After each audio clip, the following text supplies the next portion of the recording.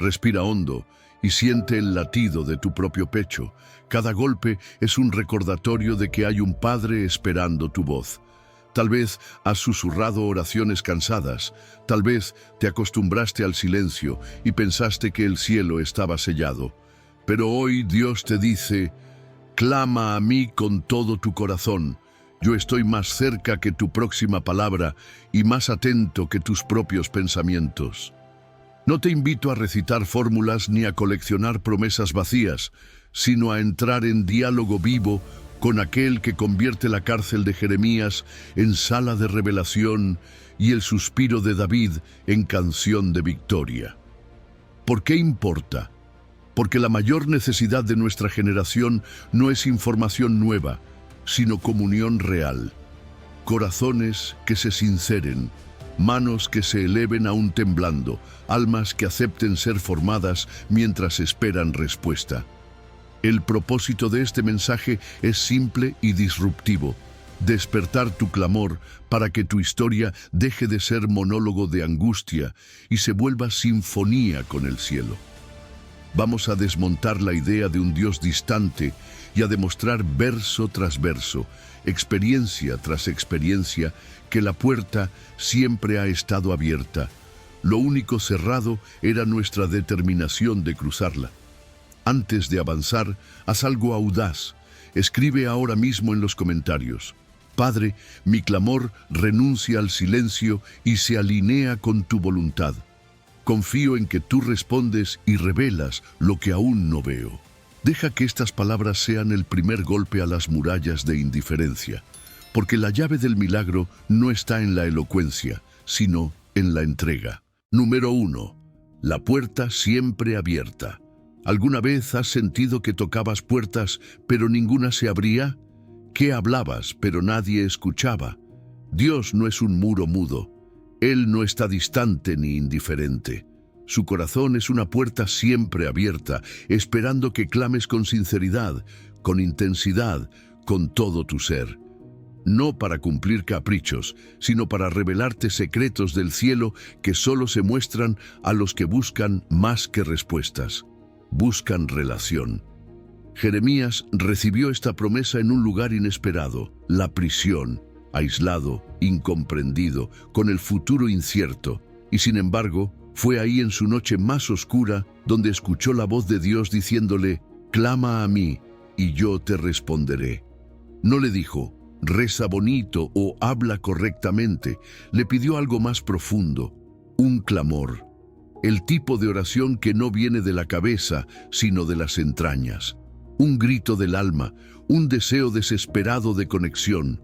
Ese tipo de oración perfora los cielos y activa la respuesta divina. La palabra usada en hebreo, kara, no es un susurro educado. Es un grito que nace del límite humano, una llamada urgente, como quien sabe que no hay otra opción más que Dios. Y es en ese lugar, en esa rendición sin reservas, donde el cielo responde. No con frases generales, no con respuestas decorativas, sino con revelación.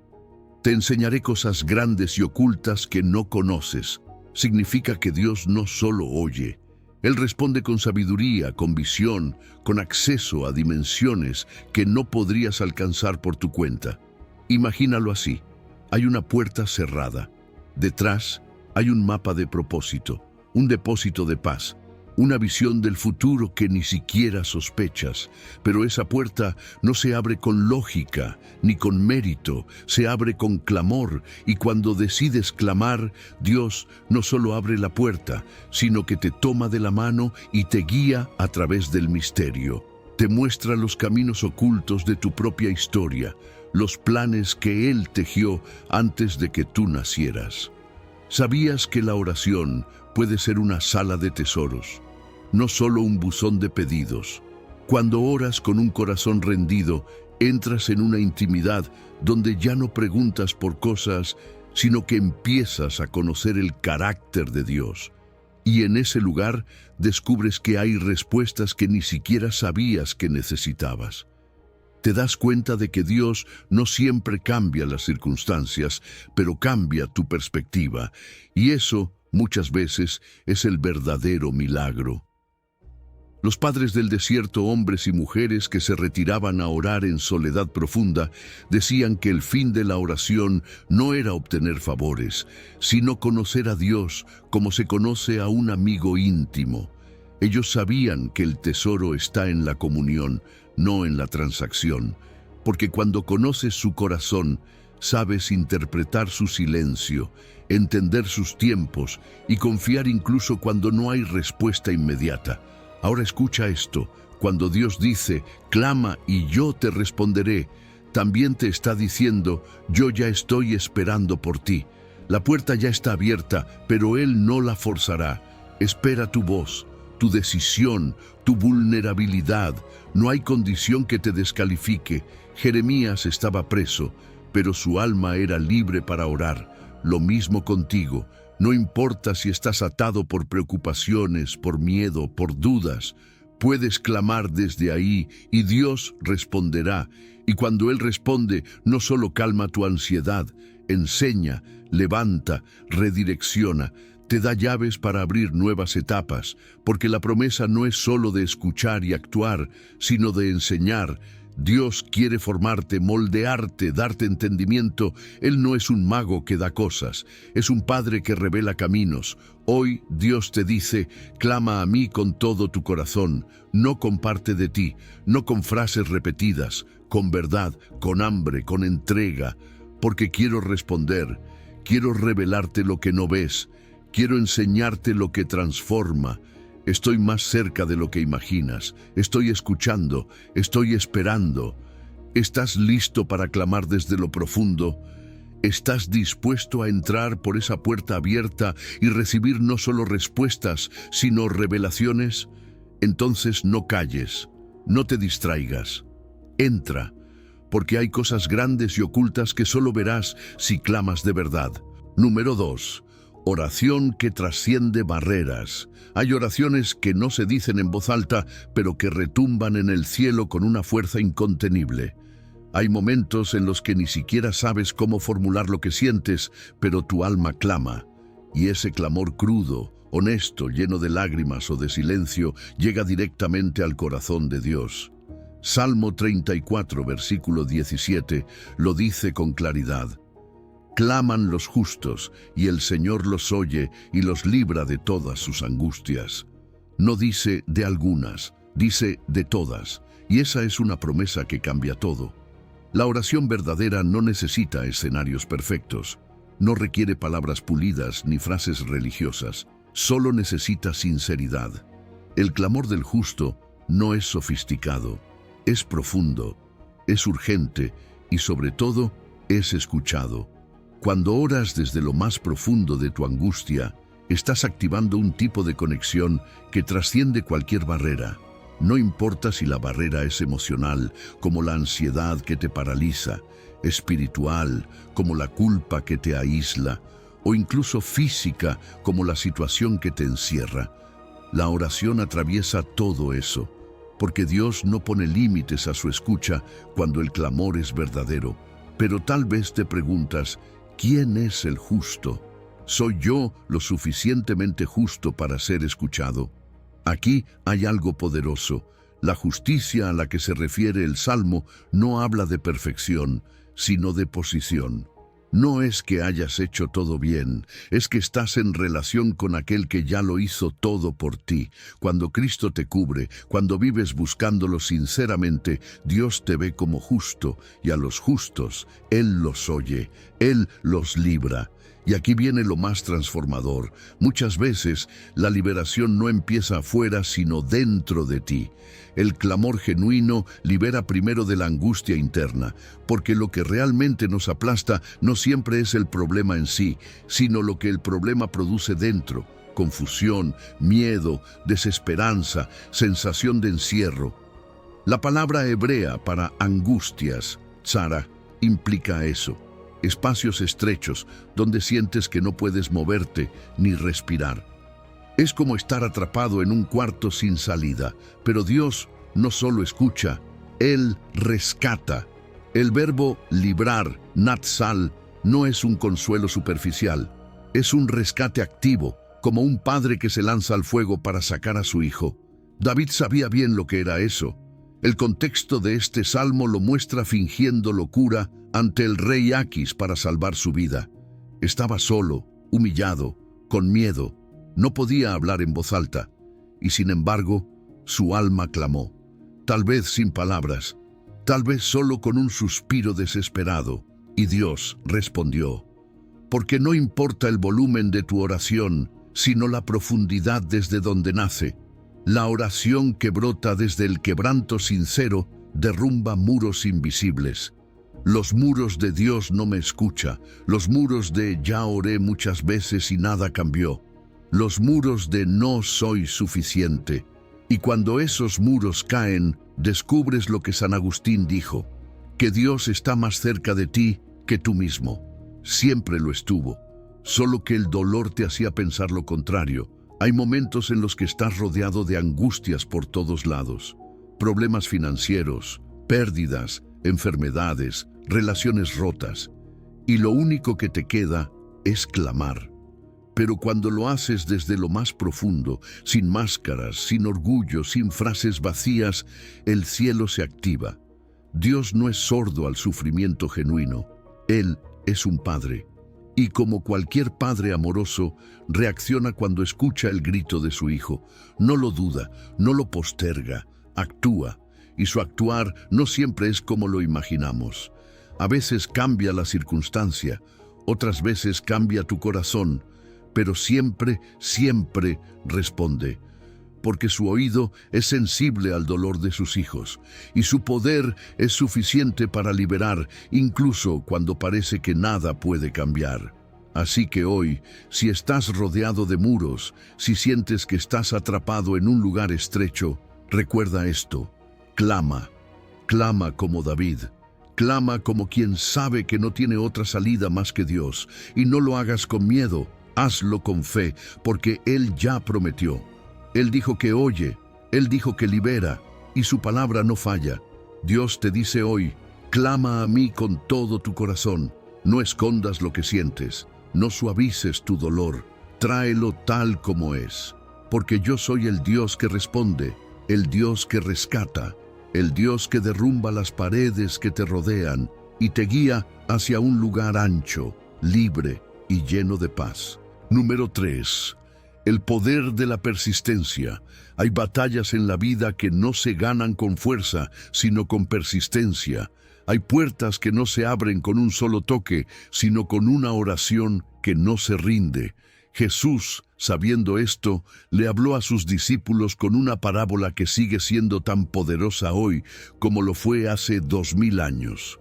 En Lucas 18, versículo 1, dice que les enseñó que debían orar siempre sin desanimarse.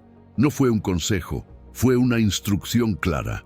Ora siempre, no te detengas, no te canses, no cedas al silencio, porque hay un poder divino en la oración constante que moldea tu carácter mientras espera el milagro.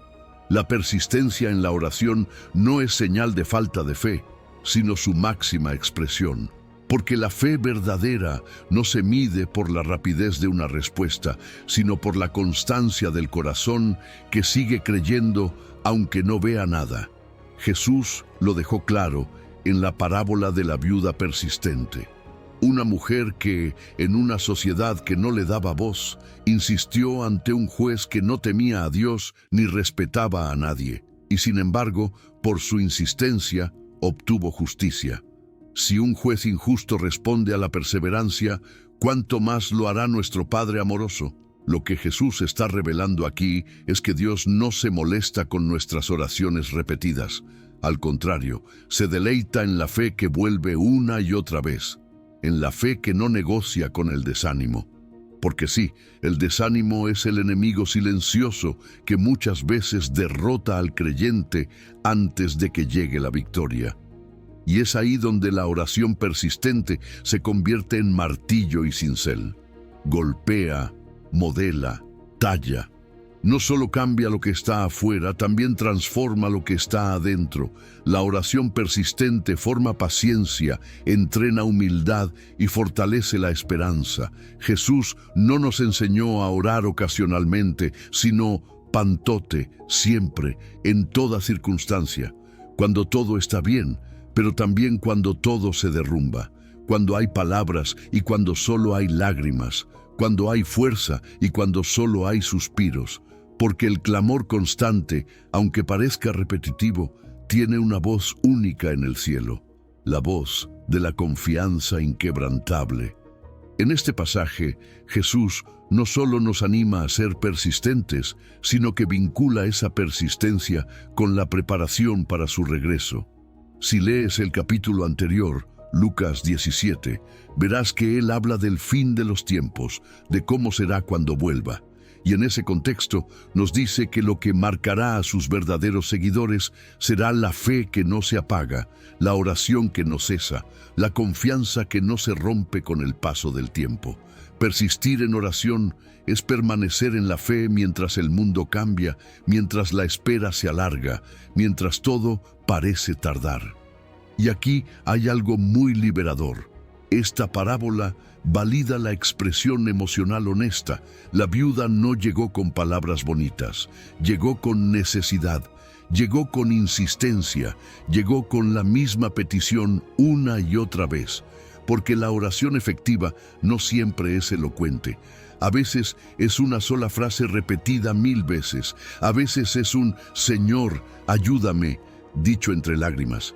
A veces es quedarse en silencio ante Dios, pero seguir volviendo, seguir presentándote, seguir creyendo. Teresa de Ávila, una mujer de oración profunda, decía que la oración persistente es como el agua cayendo gota a gota sobre la piedra. Puede parecer débil, insignificante, pero con el tiempo perfora lo impenetrable. Así es la fe madura, no necesita ruido. No necesita espectáculo, solo necesita constancia, porque lo que transforma no es la intensidad del momento, sino la fidelidad del proceso. Dios no se ha olvidado de ti, no está ignorando tus oraciones, está construyendo algo más profundo mientras esperas, está afinando tu oído espiritual, está haciendo crecer tu fe y está preparando una respuesta que vale la pena la espera. Pero para llegar a ella debes seguir clamando, no como quien exige, sino como quien confía. Hoy Dios te dice, clama a mí con todo tu corazón, no una vez, no de vez en cuando, hazlo siempre, y verás cómo respondo a cada una de tus oraciones. No hay clamor sincero que se pierda, no hay gota de fe que no cuente. La persistencia no es repetición vacía, es adoración continua, es fe que no se rinde, y esa fe es la que mueve el corazón de Dios. Número 4. Fe que activa los cielos. Cuando Jesús dijo en Marcos 11, versículo 24, «Todo lo que pidáis en oración, creed que lo habéis recibido y os será hecho». No estaba entregando una fórmula mágica, estaba revelando una ley espiritual, una dimensión de fe que trasciende lo lógico, que no espera ver para creer, sino que cree y por eso ve. Esta es la fe que activa los cielos, una fe que ora desde la certeza, no desde la incertidumbre, que no lanza una esperanza al aire, sino que siembra una convicción en lo eterno. Lo más impactante de esta promesa es el tiempo verbal que Jesús usa. Creed que lo habéis recibido. No dice lo recibiréis, ni tal vez venga. Dice como si ya lo tuvieras. Esto no es un juego de palabras, es una clave del reino. Dios opera en un tiempo distinto al nuestro. Él ve la obra terminada antes de que empiece. Y cuando tú oras creyendo que ya fue hecho, estás alineándote a su realidad, no a tus circunstancias. Estás usando los ojos del alma para ver lo invisible como más real que lo visible. La oración eficaz no es solo hablarle a Dios. Es unir esa palabra hablada con una certeza interna que no se tambalea. Una certeza que no necesita pruebas externas para sostenerse. Porque la fe no es una emoción efímera, es una decisión radical. Jesús no dijo sientan que lo recibirán, sino crean. Es una orden, una postura interior que se mantiene firme aunque nada cambie afuera. Creer es elegir mirar con ojos espirituales, sostenerte en la palabra y actuar como si la promesa ya estuviera cumplida. En el contexto inmediato de esta enseñanza, Jesús había maldecido una higuera que no daba fruto, y al día siguiente sus discípulos vieron que el árbol se había secado desde la raíz. Esa escena no es anecdótica, es intencional. Jesús les está mostrando que las palabras habladas con fe tienen poder, que lo que se declara en oración, con convicción del corazón, produce resultados. Y lo más notable es que la manifestación no se vio de inmediato, pero ya estaba ocurriendo, desde la raíz. Muchas veces, lo que pedimos en fe empieza a cambiar en lo profundo, aunque aún no lo veamos en lo visible. Esta es una lección esencial. La respuesta no depende de cuánto sientas, sino de cuánto creas.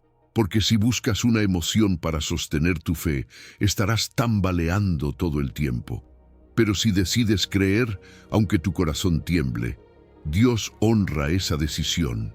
La fe no es sentir seguridad, es actuar con seguridad, aunque no sientas nada.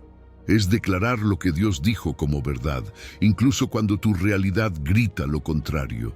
Y hay algo más que no podemos ignorar. Jesús dijo, todo lo que pidáis, no algunas cosas, no solo lo que parezca posible. Dijo, todo. Esto no es una invitación al capricho, sino a la amplitud del acceso. Cuando tu corazón está alineado con la voluntad de Dios, no hay límites en lo que puedes pedir. Porque cuando oras en fe, desde una relación viva con el Padre, tus deseos se alinean a sus planes. Y entonces, todo es posible. Literalmente, los sabios hebreos enseñaban que la fe es ver con los ojos del alma. Y esto lo cambia todo, porque si puedes verlo por dentro, podrás sostenerlo por fuera. Si en tu espíritu ya tienes la certeza, no necesitas pruebas inmediatas, porque la fe construye un puente entre lo que es y lo que aún no se ve. Y ese puente es la oración. Una oración que no suplica por ver, sino que declara desde la convicción de que ya fue hecho. Dios te dice hoy, clama a mí con todo tu corazón, no con la duda escondida entre las palabras, no con una esperanza frágil que se apaga al primer obstáculo. Clama creyendo, clama viendo lo que aún no se ve, porque así es como se activan los cielos. No por intensidad emocional, no por repetición, sino por fe viva, por una certeza que no se deja robar por el tiempo, ni por la espera, ni por el silencio. Hoy puedes elegir orar diferente, no desde la necesidad, sino desde la fe, no desde la ausencia, sino desde la promesa, porque cuando oras creyendo que ya has recibido, estás hablando el idioma del cielo, estás accionando principios eternos, y estás provocando que lo invisible se vuelva visible, porque a los que creen, todo les es posible. Número 5. El gemido inexpresable.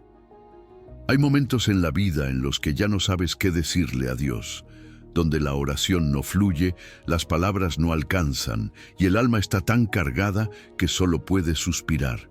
Y es justamente en esos momentos donde sucede lo más profundo, cuando el silencio del corazón se convierte en un clamor que el cielo entiende.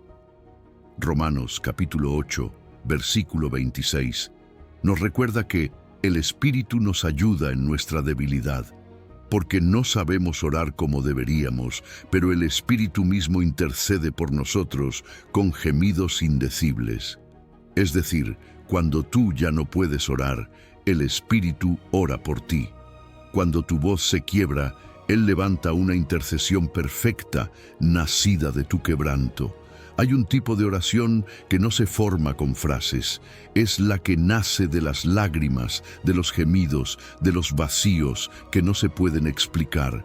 Y lo hermoso es que Dios no solo entiende ese lenguaje, Él mismo lo diseñó. No necesitas impresionar a Dios con oraciones largas ni con palabras bien ordenadas. Lo que Él busca es verdad en lo íntimo, y la verdad a veces se expresa en un suspiro, en una lágrima que cae sin pedir permiso, en un temblor del alma que ya no quiere fingir que todo está bien. Esa es la oración que el cielo escucha con mayor atención, no porque sea perfecta, sino porque es auténtica. La debilidad que menciona Pablo no es un obstáculo para orar. Es una puerta abierta a lo sobrenatural. Admitir que no sabes cómo orar no es un fracaso espiritual. Es una rendición que permite que el Espíritu Santo tome el control. Porque cuando tú llegas al límite de tu capacidad, Dios comienza a orar a través de ti. Él no espera que tengas todo claro, ni que sepas qué pedir exactamente. Él solo quiere tu corazón abierto. Y desde ahí el Espíritu se convierte en tu voz interna, intercediendo con gemidos que tú no puedes traducir, pero que el Padre entiende perfectamente. La palabra griega usada aquí para gemidos es stenagmois. No se refiere a cualquier ruido, sino a un sonido que nace desde lo más profundo, desde una presión interna, desde un dolor tan intenso que ni siquiera se puede formular. Y lo más glorioso es que el Espíritu no interpreta tus emociones desde afuera. Él las siente contigo. Él no está traduciendo desde una distancia, sino intercediendo desde tu interior. Él gime contigo. Él se alinea con tu quebranto. Y en ese proceso, tu dolor se convierte en oración pura, en intercesión santa, en un lenguaje que traspasa dimensiones. Y aquí hay una promesa que debe consolarte profundamente. Ninguna oración sincera se pierde, ningún gemido honesto queda sin traducción, ninguna lágrima es ignorada. A veces sientes que oraste y no pasó nada, pero lo que no viste fue lo que ocurrió en el mundo espiritual cuando el Espíritu oró por ti en ese mismo instante. Porque mientras tú te sentías débil, el cielo se estaba moviendo. Mientras tú no sabías qué decir, Dios estaba preparando una respuesta perfecta. El contexto de Romanos 8 es profundamente transformador. Pablo no está hablando de oración desde la comodidad, sino desde la esperanza en medio del sufrimiento. Está diciendo que toda la creación gime, que tú y yo gemimos, y que el Espíritu también gime. Hay una sinfonía de gemidos sagrados en el universo entero, y tú formas parte de esa melodía cuando oras desde lo profundo, aunque no tengas palabras. Esa vulnerabilidad no te aleja de Dios, te acerca, porque en ese lugar de fragilidad el Espíritu está más activo que nunca, trabajando en tu favor. San Juan de la Cruz lo llamó el lenguaje que solo Dios entiende, y tenía razón. Hay momentos donde tu alma habla sin palabras, donde todo lo que puedes hacer es quedarte quieto, llorar o respirar hondo, y eso también es oración. No te condenes por no saber qué decir. No pienses que Dios está esperando un discurso perfecto. Él está esperando tu verdad. Y cuando la entregas, aunque sea en forma de gemido, el cielo se activa. Dios te dice hoy, clama a mí con todo tu corazón, incluso si ese clamor no tiene forma, incluso si tu oración son solo lágrimas sobre la almohada. Yo estoy ahí, yo escucho, yo entiendo, yo intercedo contigo, porque en tu debilidad mi Espíritu no te deja solo. Él ora por ti, en ti y contigo, y esa es la garantía más hermosa de que ninguna oración se pierde, porque yo mismo soy quien la eleva al cielo. Número 6. Entrar al lugar secreto. Hay un lugar donde las máscaras caen, donde no necesitas impresionar a nadie, donde el ruido del mundo se apaga y lo único que queda es tú y Dios. Ese lugar no es un templo físico, ni un sitio sagrado en Jerusalén. Ese lugar es el secreto. Mateo 6, versículo 6, nos revela esta clave poderosa que Jesús compartió en el corazón del Sermón del Monte. Pero tú, cuando ores, entra en tu cuarto, cierra la puerta y ora a tu Padre que está en secreto, y tu Padre que ve en lo secreto te recompensará.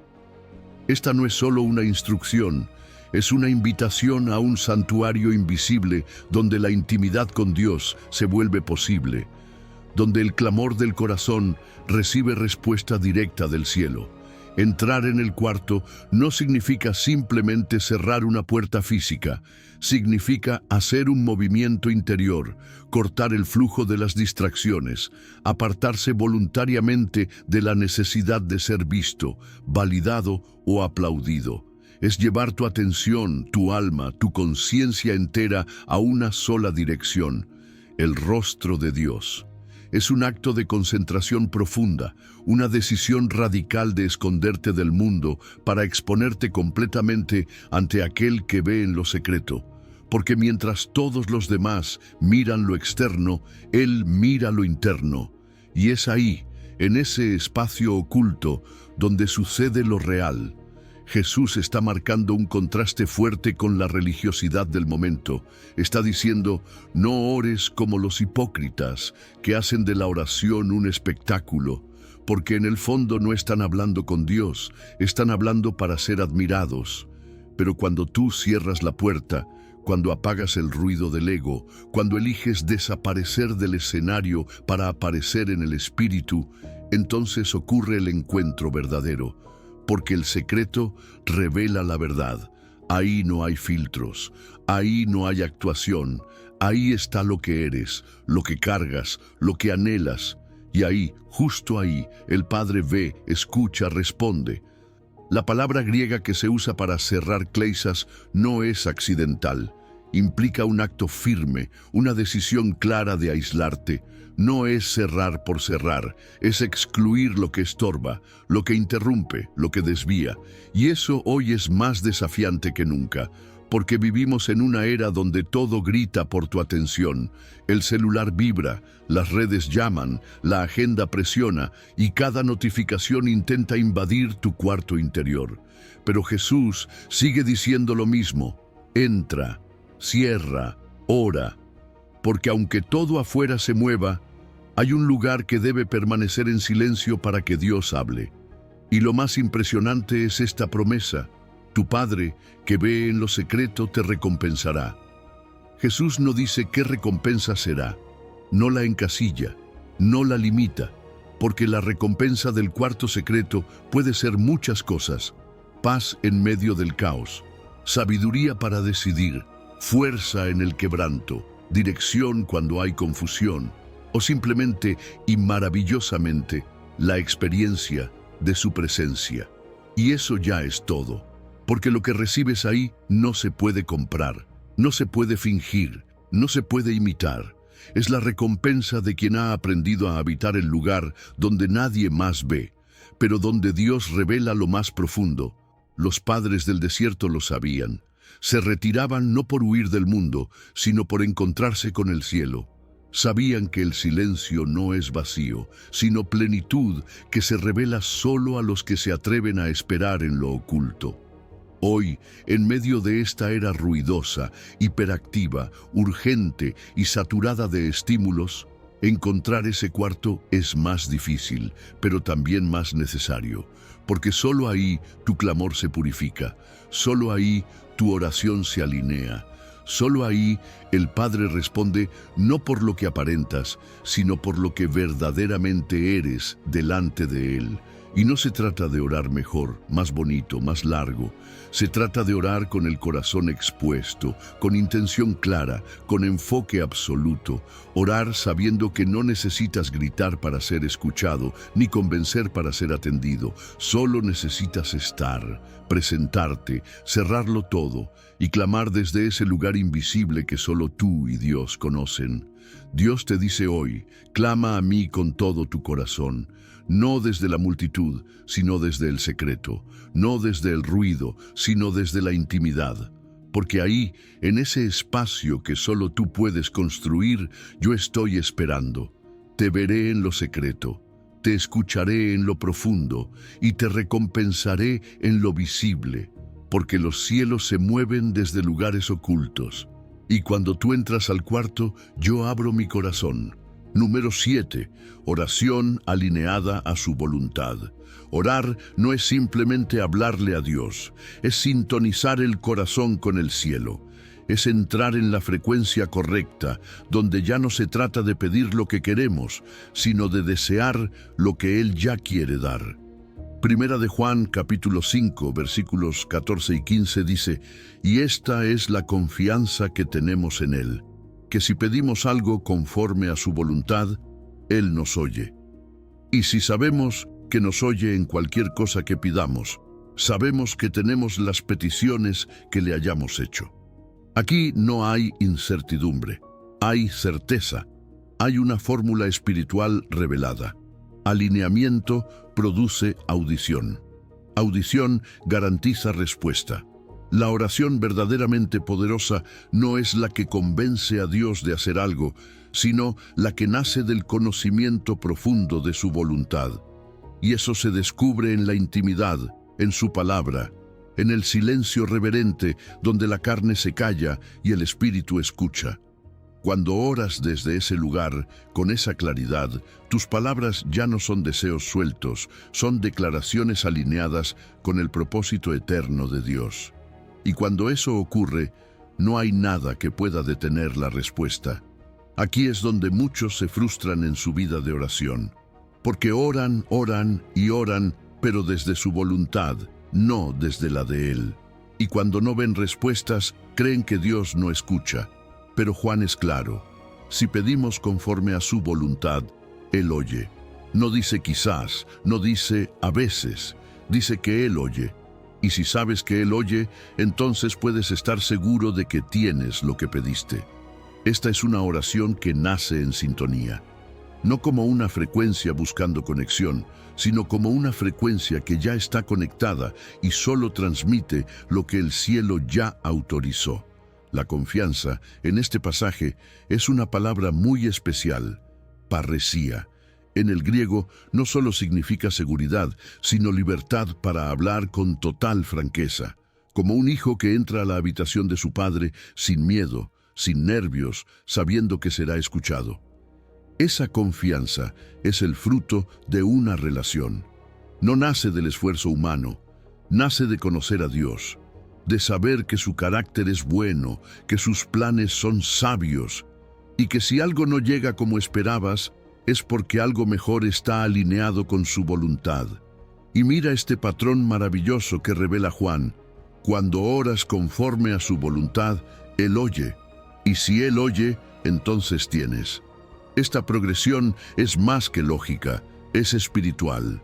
Es una secuencia que reemplaza ansiedad por confianza, esfuerzo por descanso, duda por certeza. No es que tus palabras tengan poder por sí solas, es que están respaldadas por el diseño eterno del cielo. Y esa es la verdadera eficacia de la oración: descubrir lo que Dios quiere hacer y simplemente colaborar con eso en la tierra. El contexto de esta carta no habla solo de peticiones diarias, sino de una vida conectada con la eternidad. Juan habla de vida eterna, de permanecer en Cristo, de vencer al mundo. Eso quiere decir que la oración no es solo para cosas inmediatas, sino para transformar el alma, para participar en el plan redentor, para ver a Dios actuar más allá de nuestros intereses momentáneos. Cuando oras alineado, dejas de mirar solo lo urgente y empiezas a participar de lo trascendente. Y es ahí donde entiendes lo que grandes místicos enseñaban. Meister Eckhart decía: la oración perfecta no pide nada. No porque esté mal pedir, sino porque llega un punto donde tus deseos están tan fundidos con los de Dios, que ya no necesitas cambiar su mente, sino expresar lo que Él ya quiere hacer. Eso es orar conforme a su voluntad. Eso es clamar con todo el corazón, no para imponer una necesidad, sino para manifestar un propósito. Dios te dice hoy: clama a mí con todo tu corazón, pero hazlo desde la sintonía, no desde la ansiedad, no desde el ego. Busca primero conocer mi voluntad, sumérgete en mi palabra, escucha lo que ya estoy haciendo. Y desde ahí, pide, declara, colabora, porque si lo que sale de tu boca está conectado con lo que está en mi corazón, entonces mi oído ya está atento. Y si sé que lo pediste en alineamiento, entonces ya lo tienes, aunque aún no lo veas. Porque la oración que nace de mi voluntad nunca regresa vacía. Número 8. Cuando el cielo parece de bronce. Hay momentos en los que orar no se siente como hablar con Dios, sino como hablarle a una pared. Momentos en los que el cielo no responde, en los que el alma clama con fuerza, pero el eco vuelve vacío. Es esa experiencia que Habacuc describió con crudeza. ¿Hasta cuándo, Señor, pediré ayuda sin que tú me escuches? ¿Hasta cuándo clamaré violencia sin que tú me salves? Ese es el grito de quien ora con el corazón desgarrado. No es incredulidad, es fe que sangra.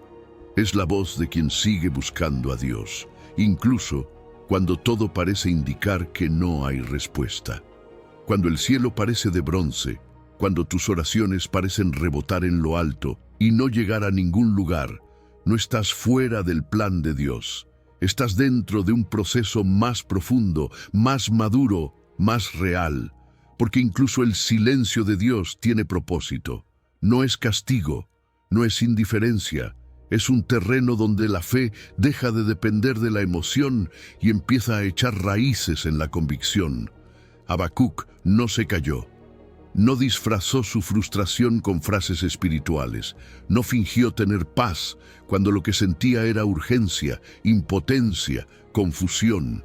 Él clamó con verdad, y eso es lo que Dios honra. El clamor sincero, la oración que no se esconde detrás de máscaras religiosas, porque la fe no se mide por cuán bonito oras, sino por si sigues orando incluso cuando parece que Dios guarda silencio. Eso es clamar con todo el corazón. Y Dios responde a ese tipo de oración, no siempre como esperas, no siempre cuando quieres, pero siempre de una forma que transforma. El contexto de Habacuc es clave para entender este tipo de oración. No era un hombre en crisis personal solamente, era un profeta viendo cómo su nación se desmoronaba. Injusticia, corrupción, violencia y una aparente pasividad divina. Su clamor no era superficial, era profundo, urgente, cargado de dolor social y espiritual. Y aún así, Dios no le responde de inmediato con solución, le responde con visión, le responde con proceso, le responde con una perspectiva que va más allá del momento. Y eso también es respuesta. Cuando tú sientes que el cielo está cerrado, no significa que Dios esté ausente. A veces, el silencio es la forma que Él tiene de enseñarte a mirar más profundo, de purificar tu fe, de prepararte para una respuesta mayor. San Juan de la Cruz lo llamó la noche oscura del alma, no como castigo, sino como invitación. Una etapa donde Dios retira las luces externas para que aprendas a encontrarlo en lo invisible, donde dejas de depender de la sensación de su presencia y aprendes a confiar en su fidelidad, incluso cuando no la sientes. Y eso cambia todo, porque en lugar de ver el silencio como abandono, empiezas a verlo como transición, como entrenamiento, como la parte de la oración donde ya no estás pidiendo una solución, sino afirmando tu relación. Clamar con todo el corazón no es gritar más fuerte, es creer más profundo. Es decir, Dios, aunque no respondes como quiero, sé que estás. Aunque no entiendo, sigo confiando. Aunque duele, sigo hablando contigo. Habacuc nos enseña que la duda expresada a Dios no es lo mismo que dudar de Dios. El primero es un acto de confianza, el segundo de distancia. El profeta cuestiona sí, pero no se aleja, no huye, no se desconecta, y eso es esencial, porque lo que mantiene viva la fe no es que todo vaya bien, sino que sigas orando cuando nada parece tener sentido. Y en ese lugar, en ese clamor sostenido, es donde ocurre la verdadera transformación. Dios no le dio a Habacuc una respuesta inmediata, pero sí le dio una promesa. el justo por la fe vivirá. Y con eso, el lamento se convirtió en alabanza, porque lo que comenzó con un grito de frustración terminó con un cántico de confianza. Aunque la higuera no florezca, con todo, yo me alegraré en el Señor. Ese es el poder del cielo de bronce. No destruye la fe, la refina. No rompe la relación, la profundiza. Dios te dice hoy, clama a mí con todo tu corazón. Incluso si sientes que no te escucho, incluso si ya lo has dicho 1000 veces, porque yo estoy ahí, incluso en el silencio. Estoy obrando en ti, aunque no veas el resultado. Y si no te he respondido todavía, no es porque te haya ignorado, sino porque estoy preparando algo mayor.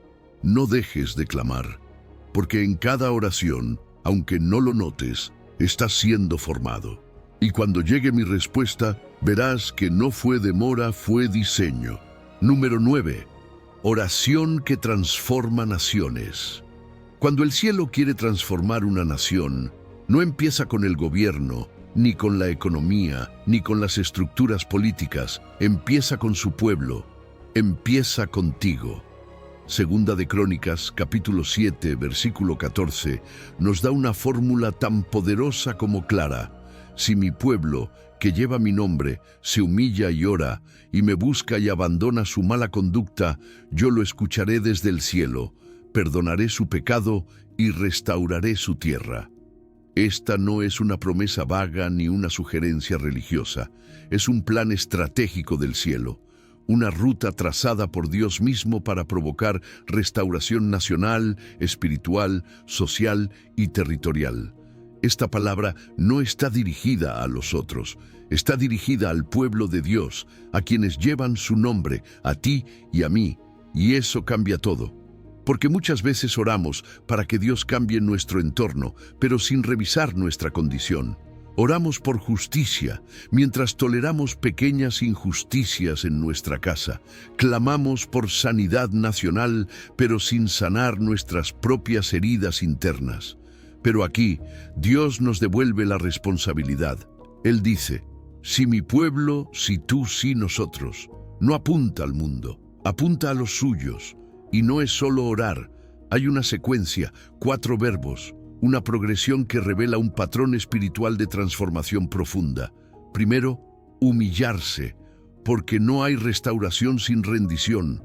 La humildad no es debilidad, es reconocimiento, es mirar al cielo y decir, no podemos solos, nos salimos del camino, nos alejamos de ti, hemos querido soluciones sin someternos a la fuente, y hasta que esa postura no sea real, todo lo demás es solo religión vacía. Después viene la oración, no como trámite, sino como clamor sincero, una oración que no repite fórmulas, sino que nace del quebranto, una oración que no solo pide bendición, sino que busca dirección. Porque orar en este contexto es más que hablar, es exponer el corazón, es interceder por lo colectivo, es cargar espiritualmente la realidad de una ciudad, de una tierra, de un pueblo.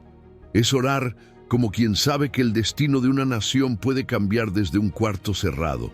Luego viene buscar el rostro de Dios, no su mano, no su favor, su rostro, es decir, su carácter, su presencia, su voluntad. Esto es intimidad, es regresar al centro, es salir de los intereses propios y volver a mirar a Dios por quien es, no por lo que puede darnos. Y aquí es donde muchas oraciones pierden poder, porque buscan resultados sin relación. Pero cuando una generación busca el rostro, algo cambia en el espíritu de la tierra. Y finalmente, dejar los malos caminos. No basta con confesar, hay que romper. No basta con sentir culpa, hay que cambiar dirección. Esta es la evidencia de que la oración es verdadera, cuando se traduce en transformación. Cuando lo que clamas en secreto impacta cómo vives en público. Porque el poder de la oración no está solo en lo que Dios hace, sino en lo que provoca en ti mientras esperas. Y cuando un pueblo entero decide vivir diferente, el cielo no puede quedarse indiferente. Y aquí viene la triple promesa. Dios escucha, perdona y restaura. No una de tres, las tres. Él escucha desde el cielo porque aunque está lejos, está atento. Él perdona el pecado porque su gracia cubre lo que el juicio ya había marcado. Y Él sana la tierra. Literalmente, el ambiente cambia, la cultura cambia, la economía cambia. La salud espiritual de una nación mejora cuando los hijos de Dios se posicionan como sacerdotes y guardianes de ese territorio. El contexto de esta promesa la sitúa justo después de la dedicación del Templo de Salomón, es decir, después de que la gloria descendió, después de que el pueblo adoró. Y Dios, en esa atmósfera, dejó claro, no basta un templo hermoso, no basta una liturgia perfecta. Lo que cambia las cosas es un pueblo humillado, orante, transformado, activamente apartado del pecado. Los monjes celtas creían en la oración por los lugares altos, no porque fueran geográficos, sino porque comprendían que había zonas espirituales que influían sobre lo visible. Cuando tú oras por una nación, estás marcando el ambiente espiritual del territorio. Estás diciendo, esta tierra es de Dios. Esta ciudad le pertenece, esta atmósfera será redimida, y esa clase de oración no solo pide intervención divina, asume la responsabilidad, reconoce el llamado, activa la identidad como hijo, como hija, como portador del nombre del Dios viviente. Dios te dice hoy, clama a mí con todo tu corazón, pero no solo por ti, clama por tu tierra, clama por tu pueblo, clama por la ciudad que habitas.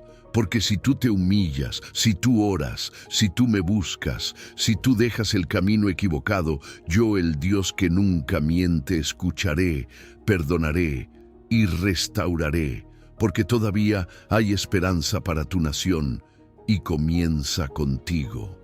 Número 10. El poder del acuerdo.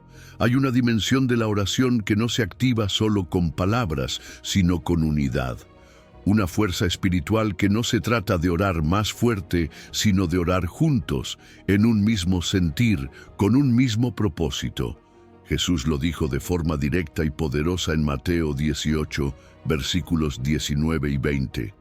Si dos de ustedes se ponen de acuerdo en la tierra sobre cualquier cosa que pidan, les será concedido por mi Padre que está en el cielo. Porque donde dos o tres se reúnen en mi nombre, allí estoy yo en medio de ellos. Esto no es una figura poética, es una fórmula espiritual, una promesa que revela el poder del acuerdo como una puerta abierta al cielo. Cuando tú y alguien más se ponen de acuerdo para orar, no están sumando fuerzas humanas, están provocando una convergencia divina. Jesús mismo garantiza su presencia en medio de ese acuerdo. Él no dice, los apoyaré desde el cielo, dice, estaré en medio. Eso cambia todo, porque el centro ya no es el problema, ni la petición, ni siquiera las personas. El centro se vuelve la presencia activa de Cristo mismo, manifestándose en respuesta a la unidad espiritual. El término griego que se usa aquí para acuerdo es sinfoneo, que no significa simplemente estar de acuerdo en palabras, sino sonar juntos como una sinfonía. Implica una armonía profunda, donde los corazones laten al mismo ritmo, donde el propósito es compartido y la intención está alineada.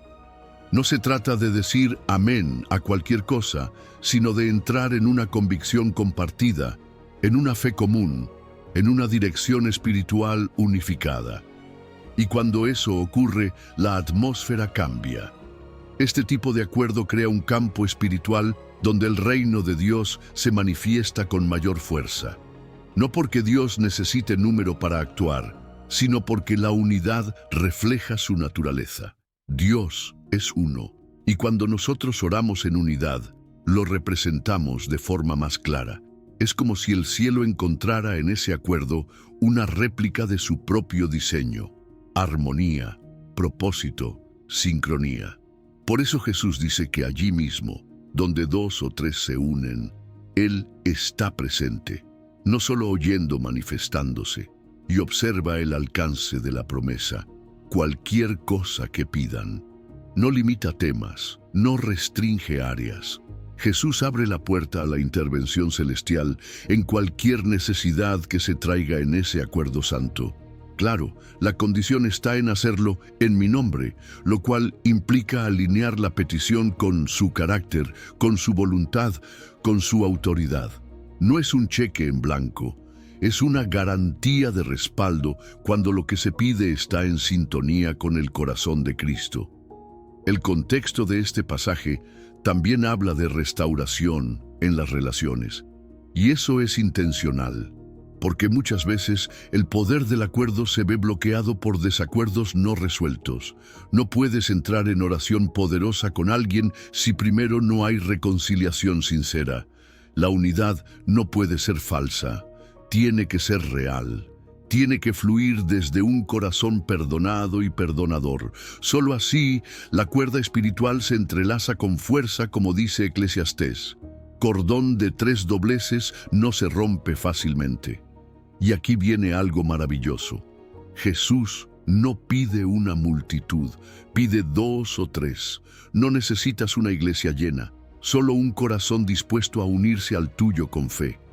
Esa es una de las promesas más accesibles y transformadoras del Evangelio. Cualquier grupo, en cualquier lugar, puede desatar el poder del cielo si hay acuerdo real, si hay oración compartida, si hay un sí espiritual que resuene en sintonía con Cristo. La tradición contemplativa del cristianismo oriental enseñaba que cuando un grupo ora en unidad, se crea una atmósfera de gloria, un campo espiritual donde la presencia de Dios se vuelve más palpable, más densa, más activa. Porque no solo se suman voces, se sincronizan espíritus. Y esa sincronía espiritual no solo mueve el cielo, lo manifiesta. Dios te dice hoy, clama a mí con todo tu corazón, pero no lo hagas solo. Busca a alguien que crea contigo, alguien con quien puedas estar en verdadero acuerdo. Porque donde hay unidad, hay autoridad. Donde hay acuerdo, hay aceleración. Y donde hay 2 o 3 reunidos en mi nombre, yo estoy ahí. Yo respaldo, yo actúo, yo respondo. El poder no está en cuántos oran, sino en cuántos oran juntos, con el mismo espíritu, en el mismo nombre, por el mismo propósito. Y cuando eso sucede, cualquier cosa es posible. Número 11. Oración en el nombre poderoso. Cuando oras en el nombre de Jesús, no estás usando una fórmula mágica ni una frase religiosa para cerrar tus palabras. Estás ejerciendo autoridad espiritual delegada. Estás tomando una posición legal en el reino, no por lo que tú eres, sino por quien Él es.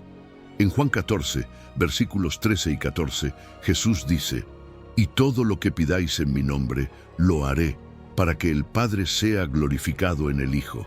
Si algo pedís en mi nombre, yo lo haré». Esa repetición no es casual, es énfasis, es urgencia, es promesa respaldada por su propia palabra.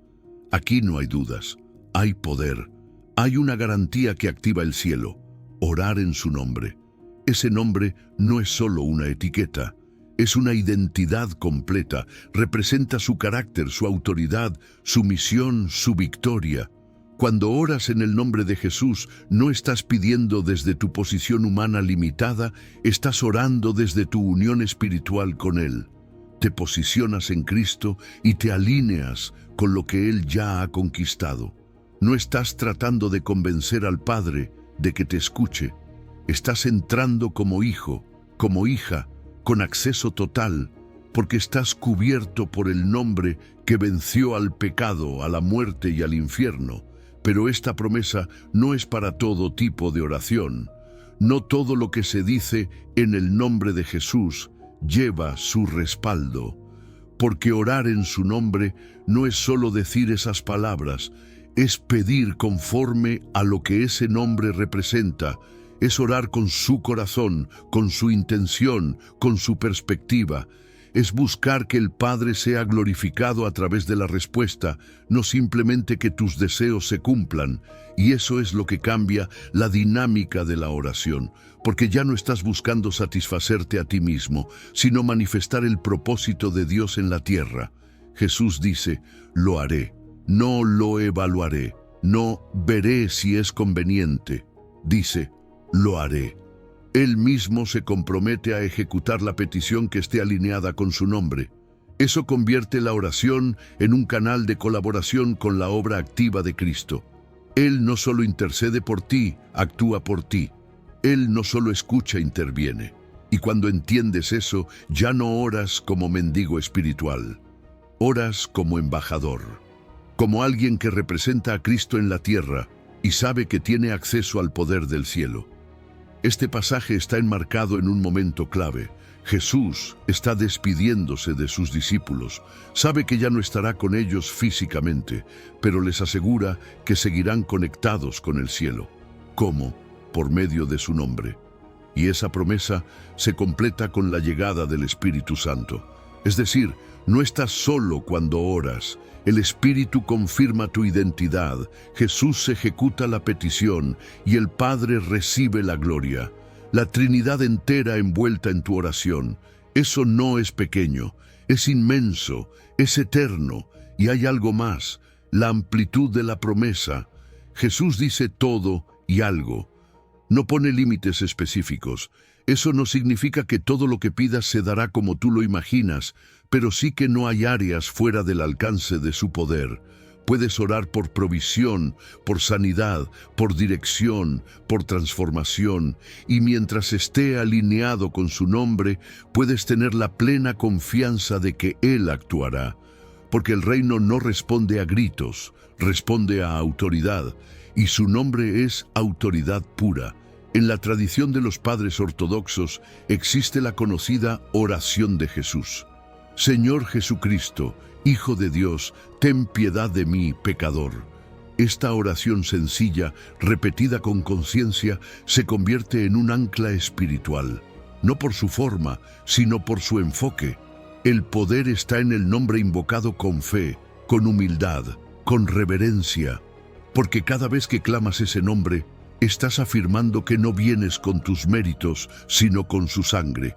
No oras desde tu suficiencia, oras desde su intercesión eterna. Dios te dice hoy, clama a mí con todo tu corazón, pero hazlo en el nombre que abre los cielos. El nombre que lleva autoridad en cada dimensión.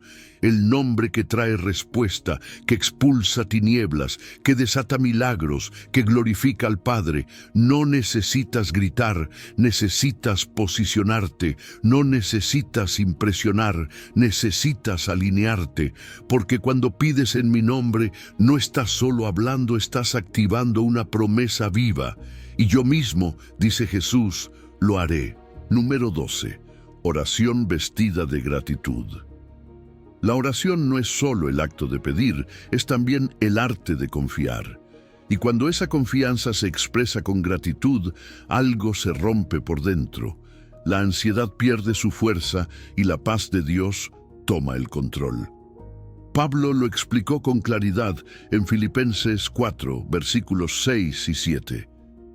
Por nada estéis afanosos, sino sean conocidas vuestras peticiones delante de Dios en toda oración y ruego, con acción de gracias.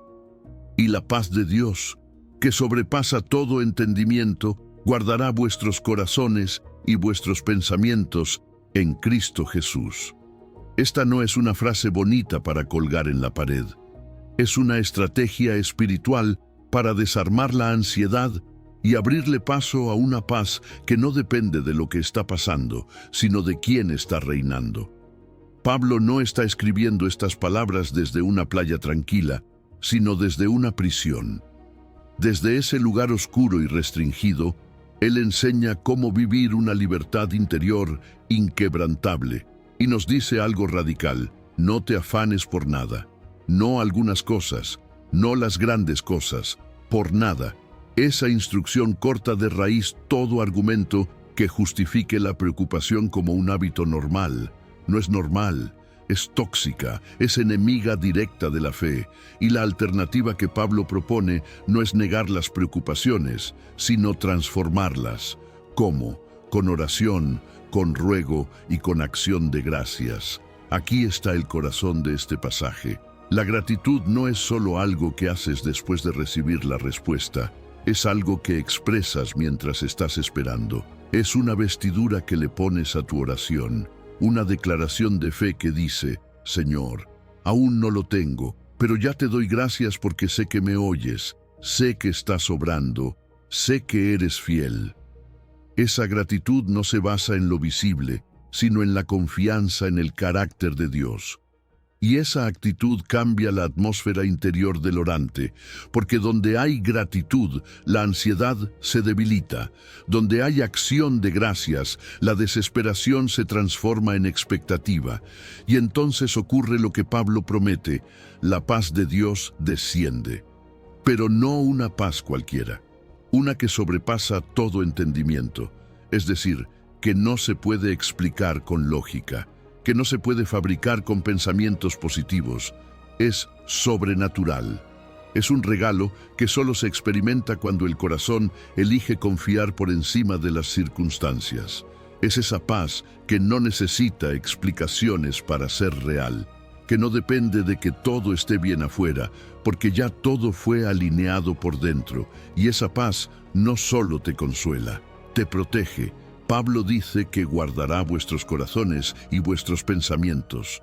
Y la palabra que usa es phroureo, un término militar que significa poner una guardia. Es decir, la paz se convierte en un escudo activo, una fuerza que defiende tu mente del caos, que protege tus emociones del desgaste, que se instala como una muralla invisible entre tú y la desesperación. Y todo eso comienza no cuando la situación cambia, sino cuando oras con gratitud. Hay algo más profundo aquí: la especificación de Pablo sobre corazones y pensamientos. No es casualidad. El corazón representa tus emociones, lo que sientes. Los pensamientos representan tu razonamiento, lo que interpretas. Y cuando estás ansioso, esas dos áreas se vuelven campo de batalla. Tus emociones se disparan, tu mente se llena de escenarios oscuros, pero cuando oras agradecido, Dios activa su paz como una fortaleza que cubre ambas áreas. Ya no solo piensas diferente, también sientes diferente, porque la gratitud abre la puerta y la paz entra a gobernar. Los monjes benedictinos hablaban del Opus Dei, el trabajo de Dios, como una forma de oración continua, y una de las claves de su vida espiritual era la gratitud constante, no como una reacción, sino como una postura.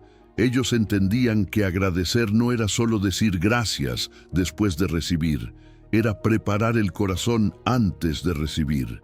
Era vaciar el alma de quejas para dejar espacio a la presencia. Y cuando tú oras así, con gratitud anticipada, creas una atmósfera interior donde la fe florece y la ansiedad se seca. Dios te dice hoy: clama a mí con todo tu corazón, pero no lo hagas desde la angustia, hazlo desde la confianza. Aún si no ves la respuesta, vístete de gratitud. Porque cuando oras así, no solo me estás hablando, estás abriendo espacio para que mi paz te visite, te envuelva y te guarde. Y cuando esa paz llega, nada afuera tiene el poder de desestabilizar lo que yo afirmé por dentro. Ora con acción de gracias y verás cómo respondo, incluso antes de que lo notes. Porque un corazón agradecido no solo clama, también descansa, y en ese descanso yo obro. Número 13. Oración que persevera en la promesa. Cuando oras conforme a la promesa de Dios, entras en una carrera de fe que no se corre en velocidad, se corre en perseverancia. Hebreos 10, versículos 35 y 36, lo dice así: así que no pierdan la confianza, porque ésta será grandemente recompensada. Ustedes necesitan perseverar para que, después de haber cumplido la voluntad de Dios, reciban lo que Él ha prometido. Este texto no es una advertencia pasiva, es una voz urgente desde la meta diciéndote: sigue, no te detengas, porque la recompensa ya fue preparada, pero solo la recibe quien no se rinde. Hay una diferencia entre orar por impulso y orar por convicción. El impulso ora con entusiasmo por unos días, la convicción ora hasta ver el cumplimiento, porque la fe verdadera no solo declara, también resiste. No solo cree cuando todo se alinea, también permanece cuando todo parece retrasado. Y es allí, en ese espacio entre la promesa declarada y la promesa manifestada, donde entra la perseverancia. Es la fase silenciosa de la fe, esa donde tus oraciones no se sienten emocionantes, pero siguen siendo poderosas, porque estás orando no por emoción, sino por visión. La Escritura es clara: hay recompensa para los que mantienen su confianza, no para los que solo comenzaron bien, no para los que sintieron fuego en la primera oración, sino para los que no soltaron la promesa, incluso cuando parecía tardar. Esa palabra confianza, en el original griego, parresia, implica libertad para hablar con franqueza, valor ante Dios. Significa que tu oración sigue teniendo voz incluso cuando tu entorno grita silencio. Y esa confianza, cuando se sostiene en la línea del tiempo, activa una recompensa que Dios mismo ha diseñado. Pero hay una condición: después de haber cumplido la voluntad de Dios. La oración que persevera no es solo insistente, es obediente, porque entre la promesa y la respuesta, Dios siempre forma el carácter. Él no solo quiere darte lo prometido, quiere que seas la persona capaz de administrarlo con madurez. Por eso muchas veces la oración se convierte también en formación. La perseverancia en la oración no es una estrategia para convencer a Dios. Es el proceso por el cual Él nos prepara para recibir lo que ya está dispuesto. Y aquí es donde muchos se detienen, justo antes del cumplimiento. Justo cuando el proceso ha sido largo, la fe ha sido probada y el alma se siente cansada. Pero Hebreos advierte: no pierdan la confianza, porque si la pierdes, también pierdes la recompensa. Si dejas de orar, no porque ya recibiste, sino porque te rendiste, estás renunciando a una cosecha que estaba en camino. Perseverar no es repetir por rutina, es mantenerse firme porque sabes que Dios no miente, porque aunque no ves nada aún, sabes que lo prometido está creciendo bajo tierra, en silencio, como una semilla que rompe la tierra justo cuando el sembrador estaba por rendirse. El contexto de Hebreos muestra a una comunidad que había soportado mucho: persecución, pérdidas, injusticias, pero estaban tentados a soltar la fe. Por eso este llamado no es para los débiles de corazón, es para los que han invertido demasiado en el cielo como para retirarse ahora. Es para ti que has clamado, que has creído, que has esperado y que quizás estás preguntando: ¿hasta cuándo? Y la respuesta es esta: hasta que se cumpla, porque Él lo prometió, y si Él lo prometió, Él lo hará. La perseverancia en la oración es un testimonio, no de terquedad humana, sino de una fe que ha madurado, de una esperanza que ha echado raíces. El maestro Eckhart decía que la perseverancia espiritual es paciencia que ha madurado en esperanza, y esa imagen es perfecta. Porque cuando oras y esperas en fe, no estás perdiendo tiempo, estás sembrando eternidad. Dios te dice hoy: clama a mí con todo tu corazón y no te detengas. Aunque la promesa parezca tardar, sigue orando. Aunque todo parezca igual, sigue creyendo, porque tu confianza será recompensada. Y si perseveras, si haces mi voluntad en el proceso, verás con tus propios ojos lo que ya he hablado sobre ti.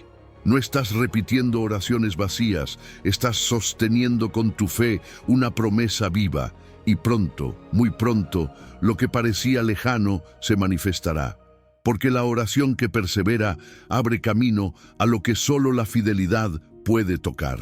Número 14. La oración que transforma la eternidad. Cuando oras desde lo profundo de tu espíritu, desde esa parte de ti que está conectada con lo eterno, no estás simplemente hablando hacia el cielo, estás participando de un movimiento celestial que está en marcha. Apocalipsis capítulo 8 versículos 3 y 4 describe una escena poderosa y misteriosa. Un ángel se acerca al altar con un incensario de oro. Se le entrega incienso y con él ofrece las oraciones del pueblo santo de Dios delante del trono. Y ese humo, esa mezcla sagrada de incienso y oración, sube ante Dios. Esa imagen lo cambia todo, porque te dice que tu oración no desaparece, se eleva, se guarda, se honra, se mezcla con lo divino y transforma la eternidad. Cada vez que clamas con fe, tu oración es recogida en un espacio más allá del tiempo, no cae al suelo, no se pierde, no se olvida, es tratada como fragancia, como esencia valiosa que se presenta ante el trono del Rey. Y no estás solo. Tus palabras se suman a las de generaciones que han clamado antes que tú. Se unen en un incienso que sube continuamente, día y noche, como testimonio de que hay una humanidad que sigue creyendo, esperando, adorando. Esa es la liturgia eterna a la que te unes cada vez que doblas rodillas. La Biblia no muestra esta escena como metáfora poética, sino como revelación espiritual. El altar celestial no es símbolo vacío, es el centro operativo del gobierno de Dios, y lo que ocurre ahí tiene implicaciones directas sobre la historia, porque en Apocalipsis, inmediatamente después de que el incienso con las oraciones sube, los juicios comienzan a desatarse en la tierra. Es decir, lo que pasa en el cielo por causa de la oración afecta lo que pasa en la tierra. Tu oración no es solo un susurro devocional, es una intervención estratégica en el plan escatológico de Dios. Cada palabra tuya en el Espíritu mueve piezas en dimensiones invisibles. Y lo más impresionante es que no estás orando solo como individuo, estás orando como parte del pueblo santo. Esa es la perspectiva que expande la visión. No oras solo por tus necesidades, oras como representante de un cuerpo espiritual que tiene un rol en el desenlace de la historia humana. Tus oraciones son como pequeñas gotas que alimentan un río eterno. Y ese río, cuando llega al altar de oro, se convierte en humo santo que se mezcla con el incienso que el ángel ofrece. Es adoración y clamor al mismo tiempo, es fragancia y fuego, es humanidad tocando lo divino. El altar que menciona Apocalipsis no es cualquier altar, es de oro, es sagrado, es el que está delante del trono mismo, y eso habla del valor que Dios le da a tu oración. Si el altar es tan puro, tan santo, tan glorioso, es porque lo que se coloca sobre él también lo es. Por eso, cuando oras con sinceridad, con corazón limpio, con entrega total, tu oración no es evaluada por su forma, sino por su esencia. Dios no está esperando frases perfectas, está esperando espíritu verdadero, y cuando lo encuentra, esa oración es tratada con reverencia eterna. ¿Y qué hay de las oraciones que aún no han sido respondidas? ¿De aquellas que pareces haber lanzado en el vacío? Este pasaje te dice algo profundo. Puede que no veas la respuesta aún porque la oración está siendo parte de algo más grande, algo que no solo afecta tu vida, sino el despliegue completo del reino. Puede que Dios esté acumulando oraciones para desatar algo en el tiempo perfecto. Puede que tu clamor de hoy esté conectando con el cumplimiento de mañana, porque las oraciones de los santos no tienen fecha de vencimiento. Permanecen, se mantienen encendidas, siguen ardiendo delante del trono. Los antiguos místicos cristianos entendían esto profundamente. Ellos no veían la oración como un acto momentáneo, sino como una participación en el diálogo eterno entre Dios y su creación. Decían que cuando oras, te unes a un canto que ya está en marcha, una intercesión que comenzó antes de que tú nacieras y que continuará hasta que la historia se cierre. Tú no oras desde el aislamiento, oras desde la comunión, desde el Espíritu, desde la eternidad. Dios te dice hoy, clama a mí con todo tu corazón y no pienses que tu voz se pierde. Yo la recibo, yo la mezclo con mi gloria, yo la conservo como incienso delante de mi trono, y aunque aún no veas el humo elevarse, quiero que sepas que tu oración está trabajando más allá del tiempo, estás tocando lo eterno, estás transformando dimensiones que aún no puedes ver. Sigue orando, porque tus palabras no desaparecen, se convierten en parte del aroma que llena mi trono y prepara el cumplimiento de todo lo que he prometido. Si has llegado al final de este video, eres una persona dedicada y comprometida con el crecimiento espiritual y el acercamiento a Dios. El hecho de que hayas llegado hasta el final demuestra tu determinación para absorber conocimiento y aplicarlo en tu vida. Sigue buscando sabiduría y trabajando para fortalecer tu fe y tu relación con Dios. Recuerda que el aprendizaje y el acercamiento a Dios son un viaje continuo y gratificante.